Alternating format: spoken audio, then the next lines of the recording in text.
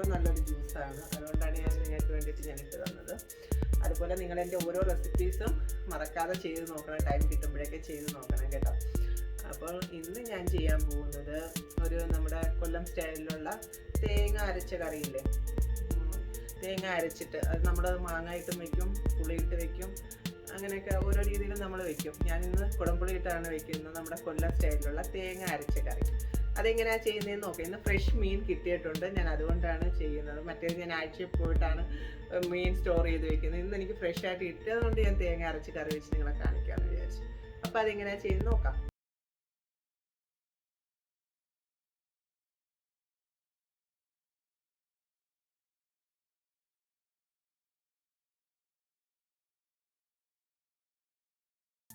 ഇതിന് വേണ്ടിയിട്ടുള്ള ചേരുവകൾ ഞാനാണെങ്കിൽ 1/2 കിലോയ്ക്ക് മേലെ ഉണ്ട്. മാന്തൽ അല്ലെങ്കിൽ നങ്കെന്ന് പറയും, ഞങ്ങളുടെ നാട്ടിൽ നങ്കെന്നാണ് ഈ മീൻ പറയുന്നത്.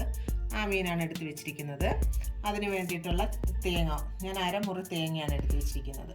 ഒരു വലിയ തേങ്ങയുടെ പകുതി എടുത്ത് വെച്ചിട്ടുണ്ട്. പിന്നെ മുളക് പൊടി, മഞ്ഞൾപ്പൊടി, മല്ലിപ്പൊടി, പിന്നെ കൊച്ചുള്ളി ഞാൻ കുറച്ചെടുത്ത് വെച്ചിട്ടുണ്ട്. ഇതിന് അരയ്ക്കാൻ വേണ്ടിയിട്ടുള്ള ചേരുവകളാണ് കൊച്ചുള്ളി, പിന്നെ പച്ചമുളക്, 2 വലിയ ടൊമാറ്റോ അരിഞ്ഞ് വെച്ചിട്ടുണ്ട്. പിന്നെ കടുക് താളിക്കാൻ വേണ്ടിയിട്ട് വറ്റൽമുളക്, ഉലുവ, ഇഞ്ചി, കറിവേപ്പില ആവശ്യത്തിന്, ഉപ്പും ആവശ്യത്തിന്. ഇതിന് വേണ്ടിയിട്ട് നമുക്ക് ഒരു അരപ്പ് തയ്യാറാക്കണം. അതെങ്ങനെയാണ് ചെയ്യുന്നതെന്ന് കാണിച്ചു തരാം. മിക്സിയുടെ ജാർ എടുക്കുക, എന്നിട്ട് അതിനകത്തോട്ട് തേങ്ങ മൊത്തം എടുത്തിടുക. ഇപ്പോൾ ഓരോരുത്തർ അവരവരുടെ മീൻ അനുസരിച്ചിട്ടായിരിക്കണം എടുക്കേണ്ടത്. അതിലേക്ക് നമ്മൾ 1 ടേബിൾ സ്പൂൺ മുളക് പൊടി എടുക്കണം. ടേബിൾ സ്പൂൺ എന്ന് പറയുന്നത് ഫുള്ളായിട്ടാണ് ഞാനിപ്പോൾ എടുത്തിരിക്കുന്നത്.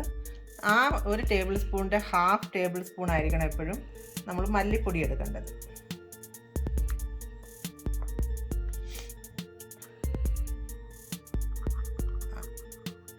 അര ടീസ്പൂൺ മഞ്ഞൾപ്പൊടി,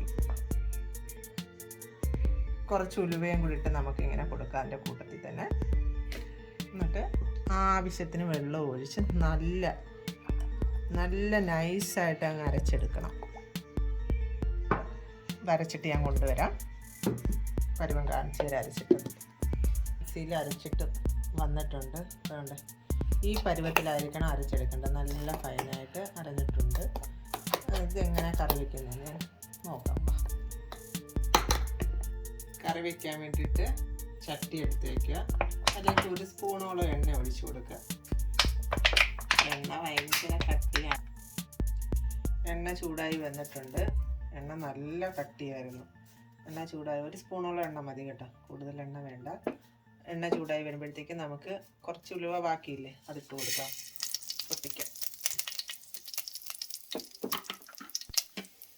വരുമ്പോഴത്തേക്ക് നമുക്ക് കൊച്ചുള്ളി, നമ്മൾ കുറച്ച് അരപ്പിലിട്ടിട്ടുണ്ടായിരുന്നു കൊച്ചുള്ളി, ബാക്കി നമുക്ക് ഇതിനകത്തോട്ടിടാം. അതുപോലെ തന്നെ കൂട്ടത്തിൽ തന്നെ കുറച്ച് ഇഞ്ചിയും കൂടെ, കുറച്ച് കറിവേപ്പിലയും, ബാക്കിയുള്ള വറ്റൽമുളകില്ലേ, വറ്റൽമുളകും കൂടി ഇട്ട് കൊടുക്കും. കറിവേപ്പിലയ്ക്ക് ഭയങ്കര ക്ഷാമം. പച്ചക്കറിക്കാരൊന്നും കറിവേപ്പിലൊക്കെ കൊണ്ടുവരുന്നില്ല, വെറും മല്ലിയില മാത്രം. നമ്മളെ തോട്ടത്തിലെയും കറിവേപ്പിലയൊക്കെ മൊത്തം മുരടിച്ച് പോയി. അതിൽ 3-4 ഇതിലിങ്ങനെ പിച്ചിയെടുത്ത് തന്നെ കറിയൊക്കെ കഴിക്കുമ്പോൾ നല്ല കറിവേപ്പില വേണം. മീൻ കറിയൊക്കെ കഴിക്കുമ്പോഴേ കറിവേപ്പില കുറവാണ്, പക്ഷെ നല്ല മണമാണ്, നമ്മുടെ വീട്ടിൽ പിടിച്ചത്. അതിലേക്ക് നമുക്ക് പച്ചമുളക് ഇട്ട് കൊടുക്കാം. പച്ചമുളക് പകുതി കീറിയിട്ട് വേണം ഇതിട്ട് നന്നായിട്ട് തന്നെ വഴറ്റിയെടുക്കുക.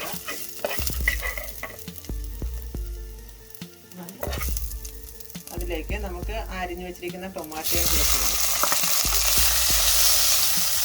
ഞാൻ കുടംപുളി എടുത്ത് വെച്ചില്ലായിരുന്നു. മീൻകറിക്ക് മസ്റ്റായിട്ടും കുടംപുളി വേണം. ഈ മീനിന് വേണ്ടിയിട്ട് ഞാൻ എൻ്റെ ഓരോരുത്തരുടെ പുളി അനുസരിച്ചായിട്ടാണ് ഇടേണ്ടത്. അപ്പോൾ എൻ്റെ നല്ല പുളിയുള്ളത് അത് എനിക്ക് 2 കഷ്ണം പുളിയോളം മതി കേട്ടോ. ഞാൻ പുളി കഴുകി ഞാൻ ഇപ്പുറത്ത് വെച്ചിരിക്കുമായിരുന്നു, മറന്നുപോയി നിങ്ങളെ കാണിച്ചു തരാം. തക്കാളി ഇങ്ങനെ ഒന്ന് വഴറ്റി മാത്രം എടുത്താൽ മതി. ആ കൂട്ടത്തിൽ തന്നെ നമുക്ക് അരപ്പും കൂടി ഇട്ട് കൊടുക്കണം. അരപ്പിൻ്റെ ആ ഒരു പച്ചമണം മാറണ്ടേ, അതിന് വേണ്ടിയിട്ട് ഈ കൂട്ടത്തിൽ തന്നെ നമുക്ക് അരപ്പും കൂടി ഇട്ടൊന്ന് വഴറ്റിയിട്ട് വേണം.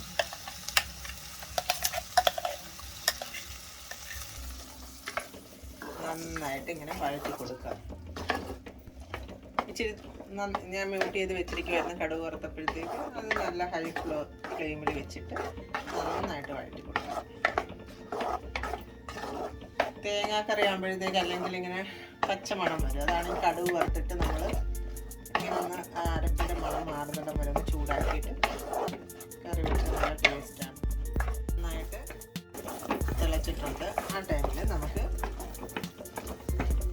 അരച്ച ഇതിനകത്തുള്ള വെള്ളമില്ലേ, ജാറിനകത്ത് കുറച്ച് അരപ്പും ഇത് കൂടെ ഇരിപ്പുണ്ടായിരുന്നു. അത് വെള്ളം ചണക്കിനകത്ത് ഒഴിച്ചു കൊടുക്കും.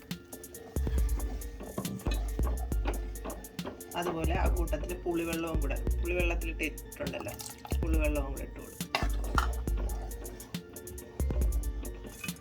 ഈ ടൈമിൽ നമുക്ക് ആവശ്യത്തിന് വെള്ളം ഒഴിച്ചു കൊടുക്കണം കേട്ടോ. നമുക്ക് ഈ മീൻ വേകാൻ വേണ്ടിയിട്ടും ഇതിന് വേണ്ടിയിട്ടുള്ള കറക്റ്റ് കൺസിസ്റ്റൻസിയിൽ വേണം വെള്ളം ഒഴിച്ചു കൊടുക്കാൻ.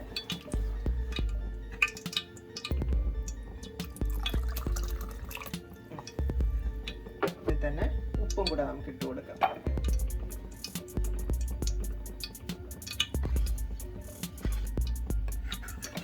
ഇത് നന്നായിട്ട് തിളക്കട്ടെ. തിളയ്ക്കുമ്പോഴത്തേക്ക് നമുക്ക് മീനിട്ട് കൊടുക്കാം.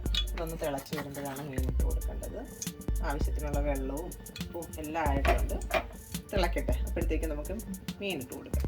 നമ്മുടെ അത് തിളച്ചിട്ടുണ്ട്. അപ്പോഴത്തേക്ക് നമുക്ക് ഫിഷ് ഇട്ട് കൊടുക്കാം. ഓരോന്നായിട്ട്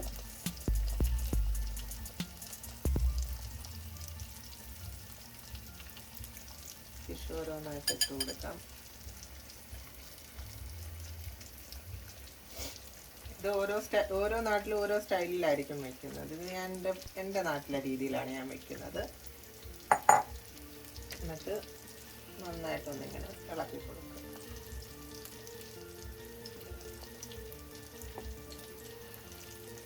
ഇളക്കി കൊടുത്തിട്ട് ഇത് വീണ്ടും അടച്ച് വെച്ചിട്ട് നമുക്ക് വേവിക്കാം. ഒരു 8-10 മിനിറ്റോളം ഇത് കിടന്ന് തിളക്കണം. അതിൽ എൻ്റെ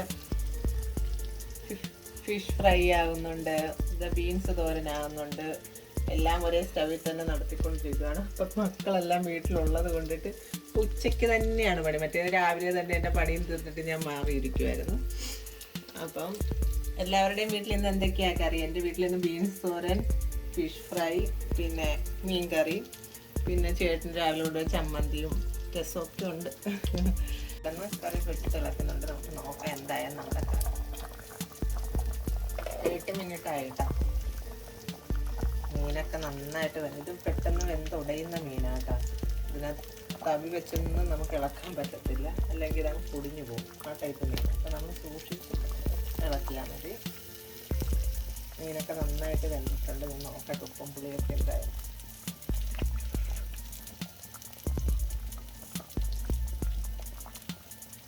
ഉപ്പും പുളിയൊക്കെ ആവശ്യത്തിനുണ്ട്. നമുക്കിനി ഇത് ഞാൻ മൺചട്ടിയിലായതുകൊണ്ട് ഇത് കുറേ നേരം വെക്കണം കേട്ടോ. ഇപ്പോൾ ഓഫാക്കിയാൽ നമ്മൾ കുറച്ച് നേരം ഇങ്ങനെ അടുപ്പിൽ തന്നെ വെച്ചാലേ ഇതിൻ്റെ ആ ഒരു കറക്റ്റ് പരുവത്തിലെത്തത്തുള്ളൂ. അത് ഒരു 10-15 മിനിറ്റ് ആകുമ്പോഴത്തേക്കും അത് നന്നായിട്ട് ഇങ്ങനെ കുറുകിയിരിക്കും കറി. അതുകൊണ്ട് ഞാൻ വേറെ സെർവ് ചെയ്തൊന്നും നിങ്ങളെ കാണിക്കുന്നില്ല. പുറത്തോട്ട് നമുക്ക് കറിവേപ്പിലയും കൂടെ ഇട്ട് കൊടുക്കാം. എന്നിട്ട് വീണ്ടും നമ്മൾ അടച്ചു വെച്ച് വേവിക്കാം. എല്ലാവരും ഈ രീതിയിലൊന്ന് കറി വെച്ച് നോക്കണം കേട്ടോ. എനിക്ക് നല്ല ടേസ്റ്റാണ്. ഞങ്ങളുടെ ഫേവറേറ്റ് കറിയാണിത്. തേങ്ങ അരച്ച കറി, കൊല്ലം സ്റ്റൈലിലുള്ള തേങ്ങ അരച്ച കറി ഇങ്ങനെയാണ് വെക്കുന്നത്. എല്ലാവരും ട്രൈ ചെയ്ത് നോക്കണം. അപ്പോൾ ഓക്കെ, ബായ്.